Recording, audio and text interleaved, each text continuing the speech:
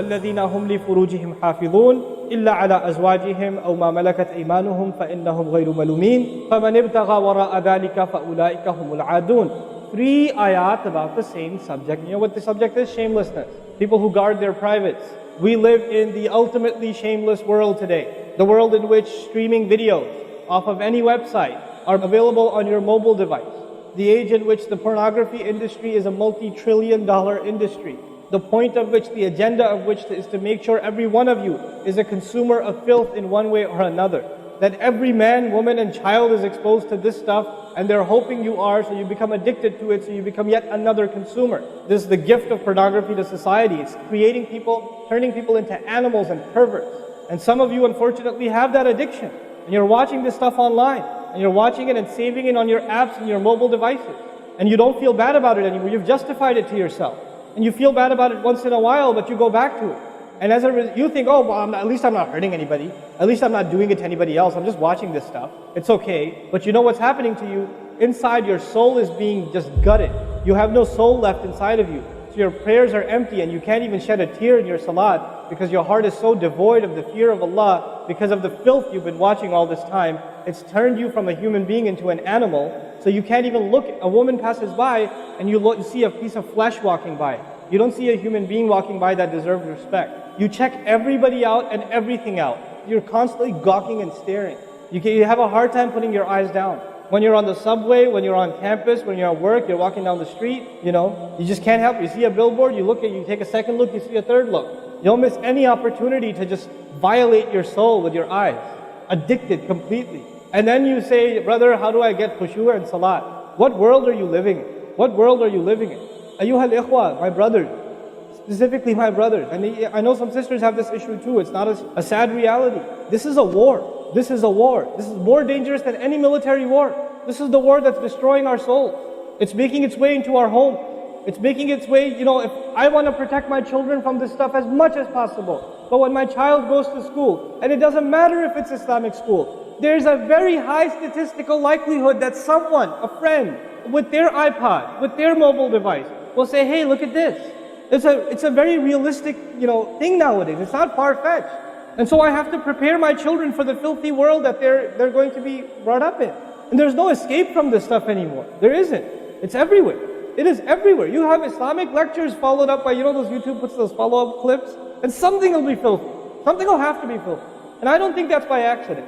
I'm not much of a conspiracy theorist, but I don't think that stuff is an accident. And what happens to you guys is you watch a video, you see something filthy, you click it, you click something else, and you end up watching disgusting things.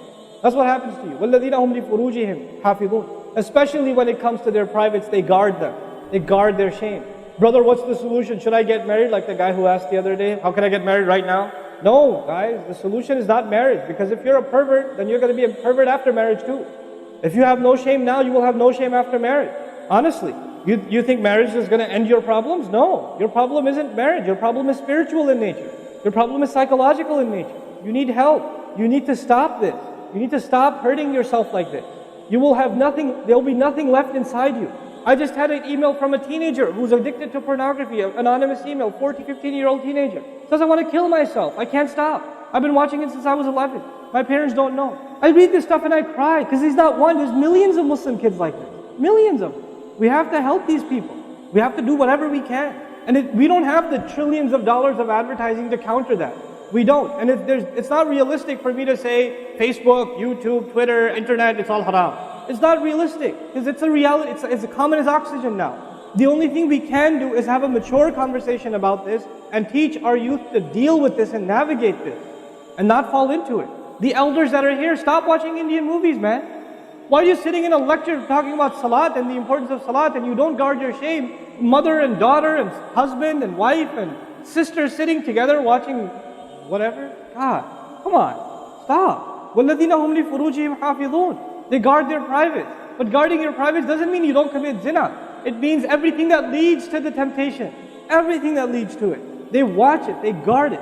They know it's under attack. They know that their shame is under attack. They realize that their weakness is their urges.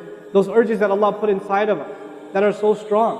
Allah put them there for a reason. He did. And every one of you have them. You don't have to, I don't have to have a dalil for you to have them. I know the guys that are here. You all suffer that challenge every single day of your life. And you have to really go out of your way to guard yourself. This passage is not about high goals. This is about the bare minimum. I told you that, right? This is the bare minimum, folks. The bare minimum is we guard ourselves from shamelessness. We wage a war within ourselves against that tendency. And I know some of you have tried to quit before and you go back. And you've tried to quit before and you go back again. And you go back again. And you keep falling into that trap. I know some of you have done that, and you're struggling with it. But don't give up on yourself. Don't give up on yourself. And whatever it takes, just don't be alone. Don't be by yourself. Be with good friends. Be outside. Study somewhere else. Go to the library and study. Go somewhere where other people are around. Because when you're by yourself, shaitan gets you. And if the fear of Allah isn't enough for you, at least the fear of other people will work for you. At least something's better than nothing. For those, I've said this in other talks before, for the parents here, if you have a computer in the house, please don't make it a laptop. Have a desktop in the house with a really big monitor. Get the biggest monitor you can find, honest to God, and make sure your computer is in the kitchen or in the dining room. Don't put it in the living room. Don't put it in the kids' room. Don't put it in your bedroom. Put it in the dining room, facing the public. You want to do homework, do it over there. Though you can't move the monitor this way or that way. It's facing everybody. That's how you should have it. We have to take these precautions. Don't give your 11-year-old a smartphone. What were you thinking? That's not very smart. Don't give them a smartphone. Why am I seeing kids in Islamic school, 5th graders, with iPhone? With 4G, you know how dangerous that stuff is? وَالَّذِينَ هُمْ لِفُرُوجِهِمْ حَافِظُونَ إِلَّا عَلَىٰ أَزْوَاجِهِمْ, except upon their spouses, أَوْ مَا مَلَكَتْ أَيْمَانُهُمْ فَإِنَّهُمْ غَيْرُ مَلُومِينَ, or what their right hands possess, then they're not to be blamed. Allah says we have these urges and we can execute those urges, we can release those urges, but to the halal spouse, to the spouse, our spouses. But outside of that, we can't. And by the way, when people get addicted to this sort of thing, and they get accustomed to it, or they get over and overly exposed to it, they have miserable marriages. And marriages start falling apart. They have this virtual idea of what pleasure means, and they don't find pleasure in their spouse anymore. And there's great fitna that comes into the family. It destroys homes, Muslim homes. That's what's happening in our world today. فَمَنِ ابْتَغَى وَرَاءَ ذَلِكَ فَأُولَٰئِكَ هُمُ الْعَادُونَ. The people who pursue anything beyond that, then they are the ones engaged in aggression. This is an act of aggression. Al-adawa in Arabic means animosity. Allah says whoever pursues their urges to be fulfilled outside of the halal, outside of the marriage, whoever pursues that, then they are engaged in an act of aggression. The question is, aggression against who? Because when you say enemy, then you have to say enemy of who? If they've become an enemy, who have you become an enemy to? Allah didn't mention a maf'ul bihi, no jar majroor, nothing related to it. You know what that means? They are an enemy to themselves, their family. They become an enemy even to Allah's teaching. These are the kinds of people. The most important asset you and I have is our hearts. And this shamelessness destroys the heart. It destroys it. The most precious thing you and I have to preserve is our iman. And these filthy images is destroying your iman. They're tearing your iman apart. Don't let it happen to you. Do not let it happen to you. And I can only talk about this. I can't stop you from doing anything. And nobody else can. You will have to police yourself. You will have to control yourself. You'll have to make the decision, is my iman important enough? Is my salat important enough?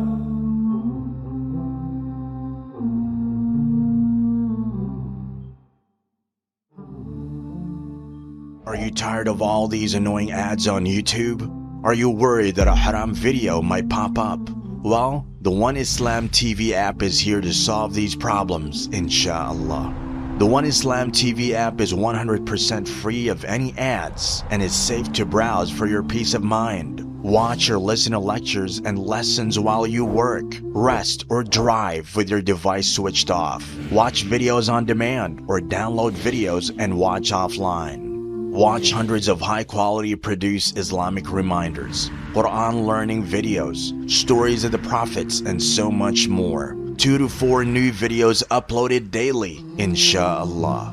One Islam TV is 100% run and owned by Muslims, which means a small amount you pay for your subscription is a sadaqah jariyah, continuous charity for you, as we use the funds raised to continue producing more beneficial videos and reminders, inshallah. The One Islam TV app is now available on Apple devices, Apple TV, Android devices, Android TV, Amazon Fire TV, and Roku, so you can watch on most devices and smart TVs. Download now for a free 7-day trial. May Allah reward you for supporting our work.